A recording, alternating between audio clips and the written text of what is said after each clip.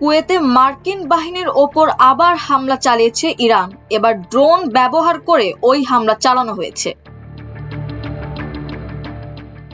ইরানের আধা সরকারি সংবাদ সংস্থা তাসনিম জানিয়েছে, কুয়েতে যুক্তরাষ্ট্রের ঘাঁটি আরিফজানে মার্কিন বাহিনীর ওপর ড্রোন হামলা চালিয়েছে ইরান।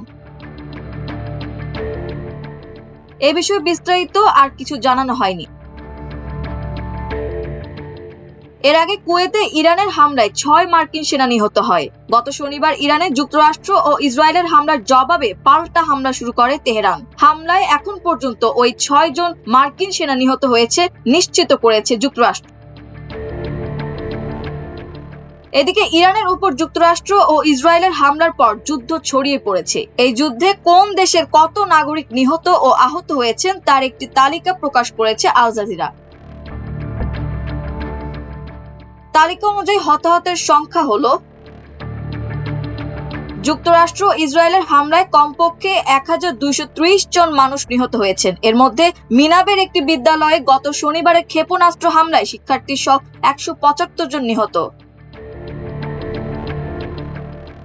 11 জন নিহত হয়েছেন। এর মধ্যে 1 মার্চ ইসরায়েলের মধ্যাঞ্চলের বেইত শেমেশে ইরানে ক্ষেপণাস্ত্র হামলায় 9 জন নিহত।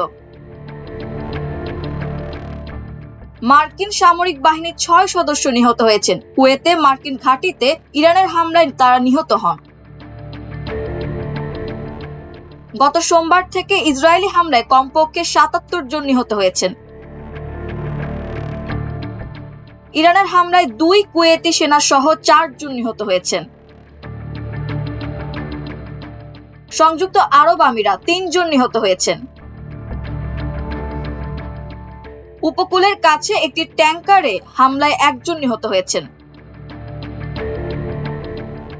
বাহরাইনের সালমান ইন্ডাস্ট্রিয়াল সিটিতে ক্ষেপণাস্ত্র প্রতিহত করার পর অগ্নিকাণ্ডের ঘটনায় 1 জন ব্যক্তি নিহত হয়েছেন।